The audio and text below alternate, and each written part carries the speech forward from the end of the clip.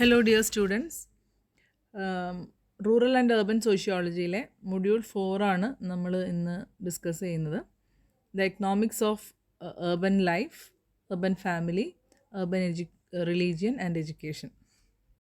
Economics of urban life, urban family, urban religion and education, ഇതെല്ലാം തന്നെ വളരെയധികം related ആയിട്ടുള്ള ടേംസ് ആണ്. Okay, to social and economic dynamics of cities, സിറ്റീസിൻ്റെ സാമൂഹികവും സാമ്പത്തികവുമായിട്ടുള്ള ചലനാത്മകതയോട് കൂടുതൽ അടുത്ത് നിൽക്കുന്ന ടേംസാണ് ഈ പറഞ്ഞിട്ടുള്ള അർബൻ ലൈഫും urban family, urban religion, education എന്നൊക്കെ പറയുന്നത്. ഓക്കെ, അർബൻ എക്കണോമിക്സ് എന്ന് പറഞ്ഞിട്ടുണ്ടെങ്കിൽ it is A study of economic activities and interactions in cities. ഒരു നഗരത്തിലെ എന്തെല്ലാം സാമ്പത്തികമായിട്ടുള്ള ക്രയവിക്രയങ്ങൾ നടത്തുന്നുണ്ടോ അതിൻ്റെ എല്ലാത്തിൻ്റെയും സ്റ്റഡിയെയാണ് അർബൻ എക്കണോമിക്സ് എന്ന് പറയുന്നത്. ഈ ഒരു ഇൻട്രാക്ഷൻസിൽ land use, transportation, housing, public finance പോലുള്ള കാര്യങ്ങളെല്ലാം തന്നെ അടങ്ങിയിട്ടുണ്ട്. Okay, and urban economic uses economic tools to analyze urban issues like education, crime and public transport എന്നാണ് കേട്ടോ. അപ്പം urban എക്കണോമിക്സിൽ എക്കണോമിക്സ് യൂസ് ചെയ്യുന്ന ടൂൾസ് എന്തൊക്കെയാണെന്ന് വെച്ചിട്ടുണ്ടെങ്കിൽ, എന്തിനാണെന്ന് വെച്ചിട്ടുണ്ടെങ്കിൽ urban ഇഷ്യൂസ് ആയിട്ടുള്ള എഡ്യൂക്കേഷൻ, ക്രൈം, പബ്ലിക് ട്രാൻസ്പോർട്ട് പോലുള്ള കാര്യങ്ങളൊക്കെ മെഷർ ചെയ്യാൻ വേണ്ടിയിട്ട് അല്ലെങ്കിൽ അനലൈസ് ചെയ്യാൻ വേണ്ടിയിട്ടാണ് urban എക്കണോമിക്സ് economic tools ഉപയോഗിക്കുന്നത്. Okay, in India wide range of economic reforms were carried out with the aim of liberalising and globalising economy. എക്കണോമിയെ ലിബറലൈസ് ചെയ്യാനും ഗ്ലോബലൈസ് ചെയ്യാനൊക്കെ വേണ്ടിയിട്ട് ഒരുപാട് തരത്തിലുള്ള എക്കണോമിക് റിഫോംസ് ഇന്ന് ഇന്ത്യയിൽ നിങ്ങൾക്ക് അറിയാമായിരിക്കില്ലേ. നമ്മൾ സോഷ്യൽ വെൽഫെയർ സ്കീംസിനെ പറ്റിയിട്ടും ഒക്കെ നമ്മളിവിടെ പറഞ്ഞിട്ടുള്ളതാണ്. അതുപോലെ തന്നെ പോവേർട്ടി അലിവിയേഷൻ പ്രോഗ്രാംസിനെ പറ്റിയിട്ടൊക്കെ നമ്മൾ സംസാരിച്ചിട്ടുള്ളതാണ്. അപ്പം ഈ ടൈപ്പ് റിഫോംസ് എല്ലാം തന്നെ ക്യാരി ഔട്ട് ചെയ്യുന്നത് എന്തിനാണെന്ന് വെച്ചിട്ടുണ്ടെങ്കിൽ എക്കണോമീനെ, അർബൻ എക്കണോമീനെ കുറച്ചും കൂടെ ലിബറലൈസ് ചെയ്യാനും ഗ്ലോബലൈസ് ചെയ്യാനൊക്കെ വേണ്ടിയിട്ടാണ്. Amongst all other changes, the changes in employment and wages are the major potential channels through which the social impact of increased openness and globalisation are felt. ഏറ്റവും കൂടുതൽ ഗ്ലോബലൈസേഷനും സോഷ്യൽ ഇമ്പാക്റ്റും ഒക്കെ felt ചെയ്യുന്ന അല്ലെങ്കിൽ feel ചെയ്യുന്ന വഴികളെന്ന് പറയുന്നത് എന്താണ്? എംപ്ലോയ്മെൻറ്റ്, ആളുകളുടെ എംപ്ലോയ്മെൻറ്റിലും വേജസിലും ഉണ്ടാകുന്ന വർധനവ് അല്ലെങ്കിൽ അതിലുണ്ടാകുന്ന ഇമ്പ്രൂവ്മെൻറ്റിനെ കുറിക്കുന്നത് തന്നെയാണ് അല്ലേ. അപ്പം അത്തരത്തിലുള്ള ഇമ്പ്രൂവ്മെൻറ്റ്സ് ഉണ്ടാക്കാൻ വേണ്ടിയിട്ടുള്ള സോഷ്യൽ റിഫോംസും ആക്ടിവിറ്റീസും ഒക്കെയാണ് പ്രധാനമായിട്ടും ഇന്ത്യയിൽ നിന്ന് കണ്ടക്ട് ചെയ്യപ്പെടുന്നത്. Okay, next concept is urban family. Industrialization and urbanization brought about these types of social changes in society, and nuclear families came to be associated with the modern industrial urban societies. നമ്മൾ മുൻപ് പഠിച്ചിട്ടുള്ളതാണ്, ഗ്രാമങ്ങളിൽ നിന്ന് ആളുകൾ നഗരങ്ങളിലേക്ക് കുടിയേറുകയും, അതായത് joint families break ചെയ്തിട്ട് ആളുകൾ nuclear ഫാമിലികളായിട്ട് നഗരങ്ങളിലേക്ക് കുടിയേറിയിട്ടുള്ളൊരു കാലഘട്ടത്തിനെ പറ്റിയിട്ടും ആ ഒരു അവസ്ഥയെ പറ്റിയിട്ടും പ്രധാനമായിട്ടും ഇൻഡസ്ട്രിയലൈസേഷനും അർബനൈസേഷനുമാണ് ഇത്തരത്തിലുള്ള ഒരു ഫാമിലി ചേഞ്ചസിൽ, ഫാമിലി ലെവലിലുള്ള സ്ട്രക്ചറൽ ചേഞ്ചസിന് വഴിതെളിച്ചത്. Okay, in India too, this assumption presupposes that joint family is an institution of rural social structure, and as society gets urbanized, joint families associated with rural agrarian economy will give way to nuclear families with increase of non-agricultural occupations. കാർഷികേതര അല്ലെങ്കിൽ കാർഷികമായിട്ട് ബന്ധമില്ലാത്ത തൊഴിൽ മേഖലകൾ തേടിയിട്ട് ആളുകൾ joint families വിട്ട്, അതായത് rural എക്കണോമിയുടെ നട്ടെല്ലായിട്ടുള്ള അല്ലെങ്കിൽ social സ്ട്രക്ചറിൻ്റെ base ആയിട്ടുള്ള joint families break ചെയ്യുകയും അതിൽ നിന്ന് ന്യൂക്ലിയർ ഫാമിലീസായിട്ട് ഇവോൾവ് ചെയ്ത് നഗരങ്ങളിലേക്ക് മാറി താമസിക്കുകയും ചെയ്തിട്ടുള്ള ഒരു തിയറി നമ്മളെല്ലാവരും അറിയാവുന്നൊരു കാര്യമാണ്. അത് തന്നെയാണ് വീണ്ടും അവർ പറയുന്നത്. ആൻഡ് urban ഫാമിലീസ് എന്ന് പറയുകയാണെങ്കിൽ it is very much complex. നമ്മൾ വിചാരിക്കുന്നത് പോലെ അച്ഛനമ്മ കുട്ടി എന്ന് പറയുന്ന ആ ഒരു സിമ്പിളായിട്ടുള്ള കോൺസെപ്റ്റ് അല്ല. ആക്ച്വലി urban ഫാമിലീസ് എന്ന് പറയുന്നത്. അപ്പോൾ extended family members joining the household to study or other reasons. നമുക്കറിയാം നഗരങ്ങളിൽ പോയിട്ട് ഒരു ആൾ വീട് വെക്കുകയോ അല്ലെങ്കിൽ അവർ സെറ്റിൽ ചെയ്യുകയോ ചെയ്തിട്ടുണ്ടെങ്കിൽ ബന്ധുജനങ്ങൾ തൊഴിൽ തേടിയിട്ടോ പഠിക്കാനോ ആയിട്ട് അവിടെ വരികയും അവരുടെ കൂടെ താമസിക്കുകയും ചെയ്യുന്നൊരു സിസ്റ്റം ഉണ്ട്. അപ്പം അത്തരത്തിൽ നോക്കുകയാണെങ്കിൽ it is very complicated. For example, husband's brother may join the household to study at a university or send his children to study in the cities. അപ്പോൾ പഠനാവശ്യത്തിനായിട്ട് പ്രധാനമായിട്ടും ആളുകൾ കുടുംബത്തിലുള്ള ഓരോ ബന്ധുജനങ്ങളുമായിട്ടുള്ള ആളുകൾ വന്ന് കൂടെ താമസിക്കുന്ന ഒരു രീതിയും കൂടെ ഈ ഒരു urban ഫാമിലീസിനുണ്ട്. Now it is about urban religion. Religion in urban areas can take on new forms with the emergence of new religious groups and the use of popular media and cultural materials. New temple complexes can also be built using contemporary architecture and popular memories. അതായത് പരമ്പരാഗതമായിട്ടുള്ള വിശ്വാസത്തിൽ നിന്നൊക്കെ വ്യത്യസ്തമായിക്കൊണ്ട് കുറച്ചും കൂടെ പോപ്പുലറായിട്ടുള്ള മീഡിയയും material ആയിട്ടുള്ള കൾച്ചറൊക്കെ ഉൾക്കൊണ്ടുകൊണ്ടുള്ള ഒരു ആരാധനാ രീതികളൊക്കെയാണ് നഗരങ്ങളിൽ ഇപ്പോൾ സംഭവിച്ചുകൊണ്ടിരിക്കുന്നത്. പ്രത്യേകിച്ച് നിങ്ങൾക്ക് എക്സാമ്പിൾ പറയാവുന്നത് ബിർള മന്ദിറിനെ പറ്റിയിട്ടാണ്. ഇപ്പം അല്ലെങ്കിൽ റിലയൻസ് ഉണ്ടാക്കുന്ന എന്താ പറയുന്നത് അമ്പലങ്ങൾ ഒക്കെ ഒരു മോഡേൺ വേർഷനാണ്. നമുക്ക് ആ ഒരു അമ്പലത്തിൽ ട്രഡീഷണൽ ആയിട്ടുള്ളൊരു അമ്പലത്തിൽ ചെല്ലുന്നൊരു ഫീലിനേക്കാളും വ്യത്യസ്തമായിട്ടുള്ളൊരു ഫീലാണ് അവിടെ ചെല്ലുമ്പോൾ കിട്ടുക. ഓക്കെ, അപ്പം അത്തരത്തിലൊക്കെ ഇപ്പം റിലീജിയസ് ആയിട്ടുള്ള സെറിമണീസും അല്ലെങ്കിൽ റിലീജിയസ് ആയിട്ടുള്ള കൾച്ചറും ഒക്കെ ഒരുപാട് ഡിഫറെൻ്റ് ആയിക്കൊണ്ടാണ് നഗരങ്ങളിൽ അതൊരു മെറ്റീരിയൽ കൾച്ചറിൻ്റെ ഭാഗമോ ഒരു മീഡിയൽ കൾച്ചറിൻ്റെ ഭാഗമായിട്ട് മാറിക്കൊണ്ടിരിക്കുകയാണെന്നാണ് പറയുന്നത്. Religious events in the city continue to be entangled in the city's public culture. അപ്പം ഒരു ഹോളി ആണെങ്കിലും ഒരു ദീപാവലി ആണെങ്കിലും ഒക്കെ ഒരു ട്രഡീഷണൽ ആയിട്ടുള്ള മെത്തേഡിൽ നോർത്ത് ഇന്ത്യൻ ഗ്രാമങ്ങളിൽ സംഭവിക്കുന്നത് പോലെയല്ല നഗരങ്ങളിലെത്തുമ്പം. അത് കുറച്ചും കൂടെ കൊമേഴ്ഷ്യലൈസ്ഡ് ആവുന്നു, അല്ലെങ്കിൽ മീഡിയ ഇവൻറ്റ്സിൽ അഡ്വർടൈസ്മെൻറ്റ് അങ്ങനെയുള്ള പേർപ്പസിന് വേണ്ടിയിട്ടൊക്കെ യൂസായി. ഇപ്പോൾ ഈവൻ ഓണത്തിനെ പറ്റി ചിന്തിക്കുകയാണെങ്കിൽ തന്നെ നാട്ടിൻപുറങ്ങളിലുള്ള ഓണം അല്ല നഗരങ്ങളിലെ ഓണം. നഗരങ്ങളിലെ ഒരു വാരാഘോഷം പോലെയോ അല്ലെങ്കിൽ ഗവൺമെൻറ് ഇനീഷ്യേറ്റീവായിട്ടോ അങ്ങനെ എന്തെങ്കിലുമൊക്കെ രീതിയിലാണത് സംഘടിപ്പിക്കപ്പെടുന്നത്. അപ്പോൾ അതുകൊണ്ട് തന്നെ നഗരത്തിലെ കൾച്ചറിനോട് കുറച്ചുകൂടെ അടുത്ത് നിൽക്കുന്ന രീതിയിലാണ് നഗരങ്ങളിലെ റിലീജിയസ് ആയിട്ടുള്ള ആഘോഷങ്ങളും മറ്റും നടക്കുന്നത്. ഓക്കെ, ദീപാവലി ആണെങ്കിലും ഈദാണെങ്കിലും ദസറയാണെങ്കിലും ഓണമാണെങ്കിലും ഇനി even father's day, valentine's day അങ്ങനെയുള്ളതൊക്കെ നഗരത്തിലെ കൊമേഴ്ഷ്യൽ കൾച്ചറുമായിട്ട് എൻറ്റാങ്കിൾ ചെയ്തുകൊണ്ടാണ് നടത്തപ്പെടുന്നത്. Not as a traditional way in rural areas are celebrated. ആ ഒരു രീതിയിലല്ല ഇപ്പം കാര്യങ്ങൾ നടക്കുന്നത്. Okay, now about urban education. The value of education in a community and the quality of schools in a neighborhood can impact whether residents decide to stay in the cities. ഒരു നാട്ടിൽ schools, English medium schools അല്ലെങ്കിൽ അത്തരത്തിലുള്ള സംവിധാനങ്ങളൊക്കെ പൊന്തി വരാനുള്ള കാരണം ആ ഒരു നാട്ടിലുള്ള ആളുകൾ അവിടെ എത്രത്തോളം സ്റ്റേ ചെയ്യുന്നു എന്നുള്ളതിനനുസരിച്ചിട്ടാണ്. അതായത് പണ്ടൊക്കെ സ്കൂളുകളിൽ ഇംഗ്ലീഷ് മീഡിയത്തിൽ പഠിപ്പിക്കാൻ വേണ്ടിയിട്ട് കുട്ടികളെ ചേർത്താൻ വേണ്ടിയിട്ട് അച്ഛനമ്മമാർ ടൗണിലേക്ക് സ്ഥലം മാറുന്നൊരു പ്രവണത ഉണ്ടായിരുന്നു. അതുകൊണ്ട് തന്നെ റൂറൽ കൾച്ചറിൻ്റെ പുറത്ത് അല്ലെങ്കിൽ റൂറൽ ഏരിയയിലെ ആളുകളുടെ ജീവിതത്തിൻ്റെ പുറത്ത് ഏർബൻ ഏരിയാസിനൊരു ഇൻഫ്ലുവൻസ് ചെലുത്തുന്നുണ്ട്. അപ്പം ആ ഒരു കാരണം കൊണ്ട് തന്നെയാണ് ഇപ്പം നമ്മുടെ ഗ്രാമങ്ങളിലെ നൂക്കൻ കോർണേഴ്സിലായിട്ട് ഇംഗ്ലീഷ് മീഡിയം സ്കൂൾസൊക്കെ എങ്ങനെ ബ്ലൂം ചെയ്യുന്നതിൻ്റെ ഒരു പ്രധാനപ്പെട്ട റീസൺ എന്ന് പറയുന്നത്.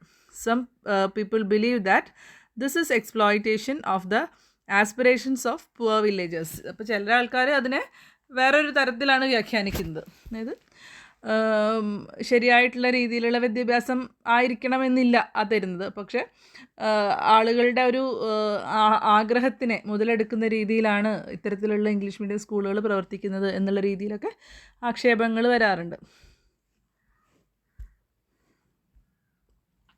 Next is urban poverty, housing and slums, transport, crime, juvenile delinquency, urban population and environmental problems. ഇതൊക്കെയാണ് അടുത്ത ഒരു സെക്ഷനിൽ നിങ്ങൾക്ക് പഠിക്കാനുള്ളത്. ഓക്കെ, urban problems എന്താണ് എന്ന് ആദ്യം നമുക്ക് നോക്കാം. നിരവധിയായിട്ടുള്ള തരത്തിലുള്ള പ്രശ്നങ്ങളിലൂടെ കടന്നു പോകുന്ന ഒരു ഏരിയയാണ് urban ഏരിയ എന്ന് പറയുന്നത്. ക്രൈംസ് ആണെങ്കിലും ട്രാഷ് ഡിസ്പോസൽ, അതായത് വേസ്റ്റ് ഡിസ്പോസൽ ആണെങ്കിലും, ജോബ്ലെസ്നെസ്, ഹൗസ്ലെസ്നെസ്, ഹൗസിംഗ് ഫെസിലിറ്റിയിലുള്ള പ്രശ്നങ്ങൾ, അതുപോലെ over crowding, transportation, slums, water air noise pollution പോലുള്ള, അല്ലെങ്കിൽ ഡ്രെയിനേജ് സീവേജ് പ്രോബ്ലംസ്, അങ്ങനെ ദൈനംദിനമായിട്ട് ഒരുപാട് തരത്തിലുള്ള പ്രശ്നങ്ങളിലൂടെ കടന്നു പോകുന്നൊരു മേഖല തന്നെയാണ് urban area എന്ന് പറയുന്നത്. Okay, this problem of high population density is caused due to the heavy rate of migration from rural areas. The rapid population growth has led to an acute shortage of dwelling units, which result to overcrowding, traffic congestion, population, housing shortages, അങ്ങനെയുള്ള കാര്യങ്ങളൊക്കെ. അതായത് പ്രധാനമായിട്ടും പെട്ടെന്ന് തന്നെ ഒരു area ക്രൗഡഡായി മാറുകയാണ്. അതായത് ആളുകൾ ഗ്രാമങ്ങളിൽ നിന്നും മൈഗ്രേറ്റ് ചെയ്ത് നഗരങ്ങളിലേക്ക് വരുന്നതോടുകൂടെ അവിടെ എല്ലാ കാര്യങ്ങൾക്കും ഷോർട്ടേജ് ഉണ്ടാവുകയാണ്. അപ്പം ഒരു ഏരിയയ്ക്ക് മതിയായതല്ലാത്ത, അതിൻ്റെ അപ്പുറത്തേക്കുള്ള താങ്ങാവുന്നതിലേറെ ആളുകൾ വരുന്ന സമയത്ത് അവർക്ക് ബേസിക് ഫെസിലിറ്റീസ് പോലും പ്രൊവൈഡ് ചെയ്യാനുള്ള ഒരു റിസോഴ്സ് ഫുൾനെസ് അവിടെ ഉണ്ടാവാതെ പോകുന്നു എന്നുള്ളതാണ്. ഓക്കെ, പ്രധാനമായിട്ടും ഹൈ റെൻറ്റ്സ്, അതുപോലെ urban ലിവിങ് കണ്ടീഷൻസ് വളരെ മോശമാവുക, low infrastructural facilities, services, poverty, unemployment, poor sanitation, നമുക്ക് എണ്ണിയാൽ ഒടുങ്ങാത്ത ഒരുപാട് പ്രോബ്ലംസ് നമുക്ക് വേണമെങ്കിൽ ലിസ്റ്റ് ഔട്ട് ചെയ്യാൻ പറ്റും. ഓക്കെ, പ്രധാനപ്പെട്ട ഒന്നാണ് poverty. At the conceptual level, poverty includes market-based consumption or income, as well as the public provision of goods and services, access to common property, resources, and the intangible dimensions of good life. അപ്പം നമുക്ക് വേണമെങ്കിൽ പോവേർട്ടിയെ ഇങ്ങനെ define ചെയ്യാം. അതായത് common property റിസോഴ്സസിനോടൊന്നും accessibility ഇല്ലാതെ പോവുക, അതുപോലെ provisions of goods, കൺസംഷന് വേണ്ടിയിട്ടുള്ള ഐറ്റംസ്, ഇതൊന്നും ഇല്ലാതെ പോവുക, ഇൻകം ഇല്ലാതെ പോവുക. അതുപോലെ തന്നെ നല്ലൊരു ലൈഫ് ലീഡ് ചെയ്യാനുള്ള ഇൻടാഞ്ചിബിൾ ആയിട്ടുള്ള മറ്റു കാര്യങ്ങൾ, അതായത് clean air, dignity, autonomy, low level of disease, crime, ഇതൊക്കെയാണ് സാമൂഹികപരമായിട്ടൊരു വ്യക്തിക്ക് ആവശ്യമുള്ള കാര്യങ്ങൾ എന്ന് പറയുന്നത്. ബേസിക് ആയിട്ടുള്ള ഒരു നല്ല ലൈഫ് ലീഡ് ചെയ്യാൻ ആവശ്യമുള്ള ആവശ്യമുള്ള സാധനങ്ങൾ. അപ്പം ഈ കാര്യങ്ങളൊന്നും, ഈ ഫാക്ടേഴ്സ് കേട്ടോ, ഈ കാര്യങ്ങളൊന്നും ഇല്ലാതെ പോകുന്നു എന്നുള്ളതാണ് പോവേർട്ടിയെ കൊണ്ട് നമുക്ക് സോഷ്യോളജിക്കലി ഡിഫൈൻ ചെയ്യാൻ പറ്റുന്ന ഒരവസ്ഥ എന്ന് പറയുന്നത്.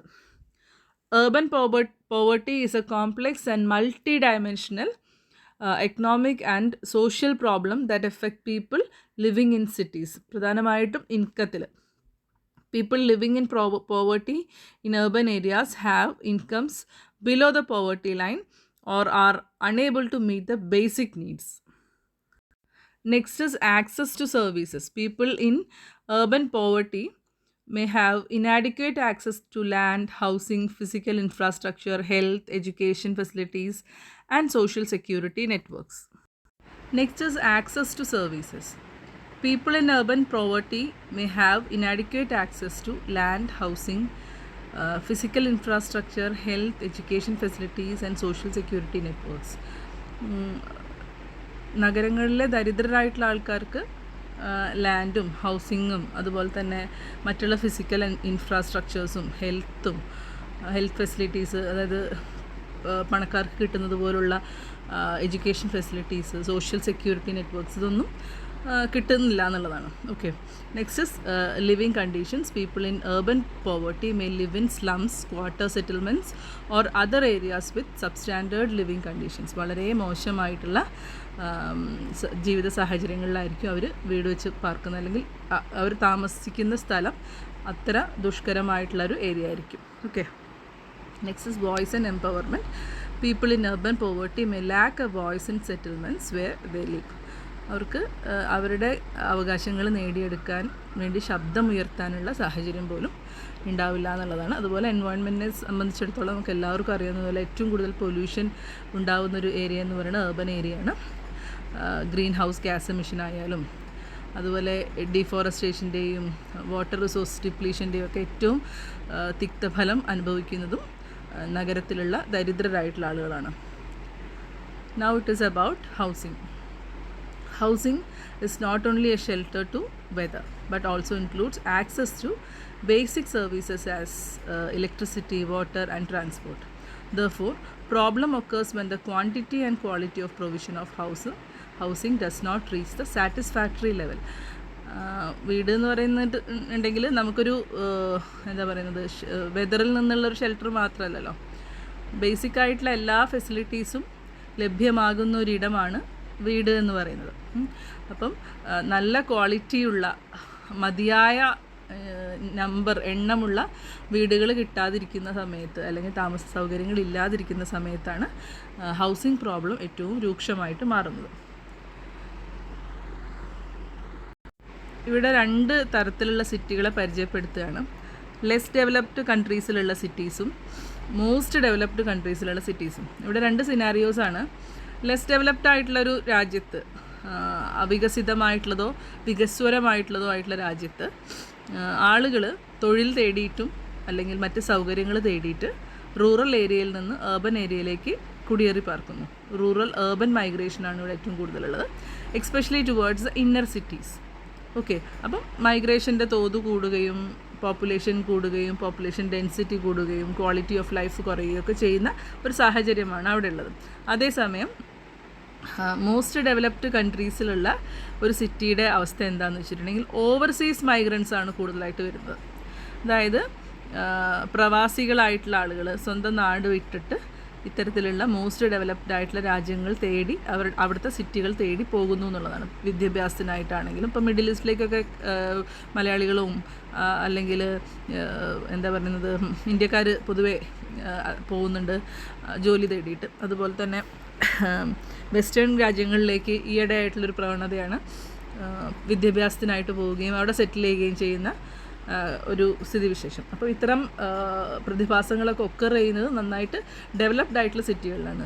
അവിടെ ഉണ്ടാകുന്ന മറ്റൊരു പ്രത്യേകത എന്താണെന്ന് വെച്ചിട്ടുണ്ടെങ്കിൽ ഹയർ ഇൻകം ആയിട്ടുള്ള ആൾക്കാർ സ്വച്ഛമായിട്ടുള്ള സ്ഥലത്ത് താമസിക്കാൻ വേണ്ടിയിട്ട് അവരെന്ത് ചെയ്യും, ഔട്ട് മൈഗ്രേഷൻസ് നഗരത്തിൻ്റെ പ്രാന്തപ്രദേശങ്ങളിലേക്കോ അല്ലെങ്കിൽ ഗ്രാമങ്ങളിലേക്ക് തന്നെയോ അവർ നല്ലൊരു ലൈഫ്, ഇത്തിരി കൂടെ ഓർഗാനിക് ആയിട്ടുള്ളൊരു ലൈഫ് തേടിക്കൊണ്ട് അവർ തിരിച്ചിങ്ങോട്ട് ഔട്ട്വേർഡ് മൈഗ്രേഷൻ നടത്തുന്നു എന്നുള്ളതാണ്. ഓക്കെ, ഹൗസിംഗ് പ്രോബ്ലംസ് നമ്മൾ നേരത്തെ ഡിസ്കസ് ചെയ്തിട്ടുള്ളതാണ്. ഇൻഅഡിക്വേറ്റ് ക്വാണ്ടിറ്റി, പുവർ ക്വാളിറ്റി, അതുപോലെ തന്നെ അർബൻ ഡീകേ എന്ന് പറയുന്ന ഒരു സംഭവമുണ്ട്. അർബൻ ഡീകേ എന്ന് പറഞ്ഞിട്ടുണ്ടെങ്കിൽ പഴയ കെട്ടിടങ്ങൾ, ദ്രവീകരണ അവസ്ഥയിലുള്ള കെട്ടിടങ്ങളിൽ താമസിക്കേണ്ടി വരുന്നൊരവസ്ഥ.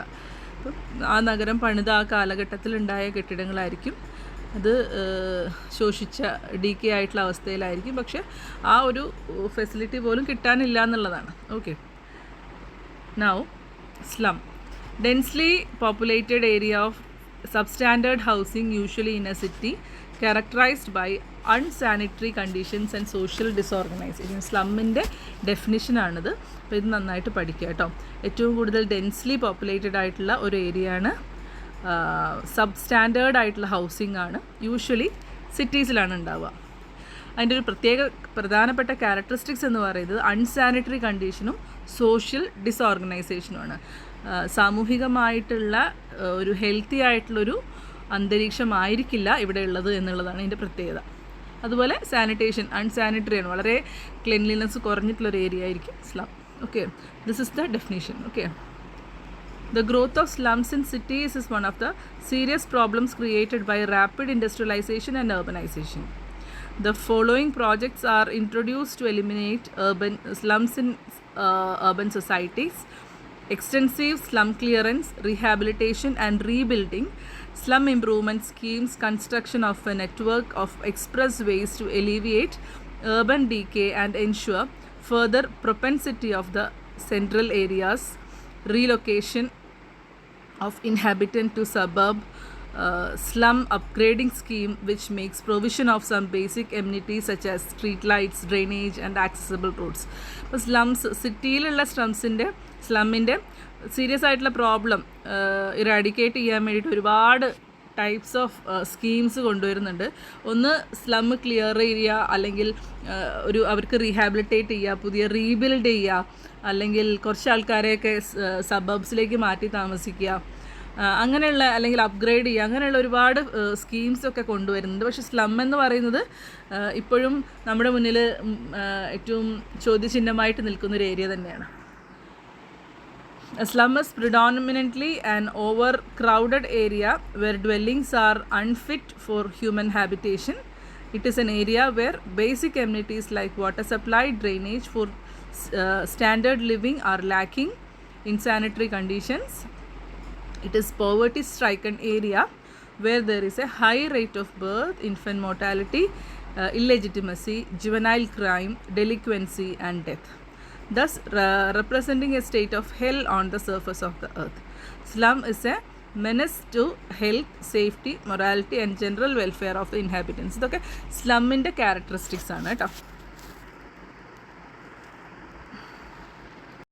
ഇന്ത്യയിൽ പല ഏരിയാസിലും സ്ലംസ് അറിയപ്പെടുന്ന പല പേരുകളിലാണ്. കൊൽക്കത്തയിൽ അത് ബസ്തീസ് എന്നും, അതുപോലെ ചേരികളെന്ന് ചെന്നൈയിൽ മാത്രമല്ല കേരളത്തിലും ചേരികൾ എന്നാണ് അറിയപ്പെടുന്നത്. പക്ഷേ കേരളത്തിൽ അത്ര വലിയൊരു ചേരി പ്രദേശം ഇല്ല എന്നുള്ളതാണ്. അത്ര ഭീകരമായിട്ടുള്ളൊരു ചേരി പ്രദേശം ആക്ച്വലി ഇല്ല, കാരണം മറ്റുള്ളതിനെ കമ്പയർ ചെയ്ത് നോക്കുമ്പോൾ ഇല്ല എന്നുള്ളതാണ്.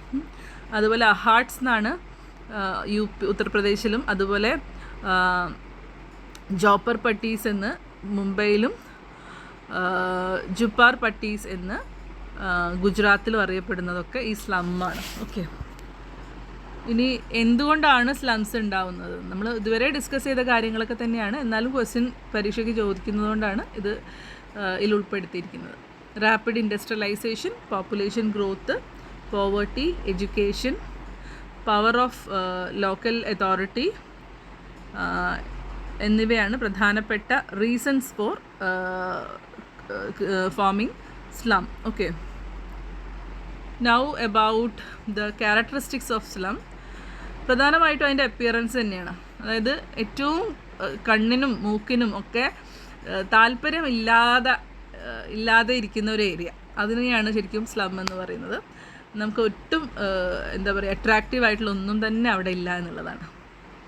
അൺപ്ലസൻ്റ് ആയിരിക്കും. Okay, next is fire hazards ഏറ്റവും കൂടുതൽ ഉണ്ടാവാൻ സാധ്യതയുള്ള ഒരു ഏരിയയാണ്. അത്രയും അടുത്തടുത്ത് പാചകവും മറ്റുള്ള കാര്യങ്ങളും നടത്തുന്നത് കൊണ്ട് തന്നെ, ക്ലോത്തും ഒക്കെ ഉള്ളതുകൊണ്ട് തന്നെ ഏറ്റവും പെട്ടെന്ന് ഫയർ ഹസാർഡ്സ് ഉണ്ടാവാൻ സാധ്യതയുള്ള ഒരു ഏരിയയാണ്. അതുപോലെ ഹെൽത്ത് ആൻഡ് സാനിറ്റേഷൻ ഏറ്റവും പുവറായിരിക്കും. അതുപോലെ സിക്നെസ്സും ഡെത്ത് റേറ്റും ഒക്കെ കൂടുതലായിരിക്കും ആ ഏരിയയിൽ. അതുപോലെ ഇൻകം ക്രൈറ്റീരിയ ഏറ്റവും കുറഞ്ഞ ലോവസ്റ്റ് ഇൻകം ഗ്രൂപ്പിലുള്ള ആളുകളാണ് സ്വാഭാവികമായിട്ട് അവിടെ താമസിക്കുക. അതുപോലെ ഓവർ ക്രൗഡിങ്, അതായത് ഏറ്റവും കൂടുതൽ ജനപ്പെരുപ്പം അനുഭവപ്പെടുന്ന ഒരു ഏരിയയാണ് സ്ലം എന്ന് പറയുന്നത്. നെക്സ്റ്റ് മോറൽ, ഏറ്റവും കുറവ് മൊറാലിറ്റി ഉള്ള ഒരു ഏരിയയാണ്. കാരണം സോഷ്യലി വളരെയധികം ഡിസോർഗനൈസ്ഡ് ആയിട്ടുള്ള ആളുകളായിരിക്കും. ക്രൈമിൽ ഉൾപ്പെടാൻ സാധ്യത ഏറ്റവും കൂടുതലായിരിക്കും. പ്രൈവസി കുറവും, അല്ലെങ്കിൽ ഒളിച്ച് താമസിക്കാനുള്ള സൗകര്യവും, അങ്ങനത്തെ കുറേ ഫാക്ടേഴ്സ് ഈ ഒരു മൊറാലിറ്റി സൈഡിനെ വീക്കൻ ചെയ്യുന്ന ഫാക്ടേഴ്സാണ്. പ്രത്യേകിച്ചും പിന്നെ detachment from the on place. സ്വന്തം നാട്ടിലാവുമ്പോൾ നമുക്ക് കുറ്റകൃത്യങ്ങൾ ചെയ്യാനുള്ള പ്രവണത കുറയും, അറിയുന്ന ആൾക്കാരായതുകൊണ്ട്. ഇതിപ്പോൾ അങ്ങനെയല്ല. ഒരു അപരിചിതമായിട്ടുള്ള നഗരത്തിൽ ചെല്ലുന്ന സമയത്ത് ആരും പേടിക്കാനില്ല എന്നുള്ളൊരവസ്ഥ ഉണ്ടാവും. അപ്പം അങ്ങനെ ഒരു ജീവിത സാഹചര്യങ്ങളായി പോവുകയും പിന്നെ മറ്റുള്ളവരുടെ ജീവിതം കണ്ട് ഇമിറ്റേറ്റ് ചെയ്യാനുള്ള ടെൻഡൻസി കുട്ടികളിൽ ഉണ്ടാവുകയും, അങ്ങനെ എല്ലാ തരത്തിലുള്ള ദുശീലങ്ങൾക്കും സാധ്യതയുള്ള ഒരിടമാണ്. അതുകൊണ്ട് മൊറാലിറ്റി ലെവൽ വളരെ കുറവായിരിക്കും. Next social isolation.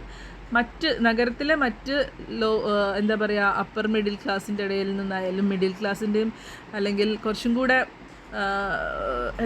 കുറച്ചും കൂടെ അപ്പറായിട്ട് തോന്നുന്ന എല്ലാ ക്ലാസ് ഓഫ് ആൾക്കാരും ഈ ഒരു സ്ലമ്മിനോട് ബിലോങ് ചെയ്യുന്ന ആൾക്കാരെ അകറ്റി നിർത്താൻ വേണ്ടി പരമാവധി ശ്രമിക്കാറുണ്ട്. അപ്പോൾ അതിൻ്റെ ഫലമായിട്ട് അവർ സോഷ്യൽ ഐസൊലേഷൻ അനുഭവപ്പെടുന്ന ഒരു വിഭാഗമാണ്. എന്താണ് സ്ലമ്മിൻ്റെ ഒരു എഫക്റ്റ് എന്ന് പറയുന്നത്? ഹെൽത്ത് എഫക്ട്സ് ഉണ്ട്. അതുപോലെ ലാക്ക് ഓഫ് എമ്യൂണിറ്റീസ്, സറൗണ്ടിങ് ലൊക്കാലിറ്റിയിൽ ഒരു നെഗറ്റീവായിട്ടുള്ളൊരു ഇമ്പാക്റ്റ് ഉണ്ടാവാൻ കാരണമാകുന്നു. വർക്കിംഗ് കണ്ടീഷൻസ്, അൺഡിസൈറബിൾ ലുക്ക്, ഇതൊക്കെയാണ് എഫക്ട്സ് ഓഫ് സ്ലം എന്ന് പറയുന്നത്. Next is about juvenile delinquency, അത് നമ്മൾ അടുത്ത ക്ലാസ്സിൽ പറയാം. ഓക്കെ.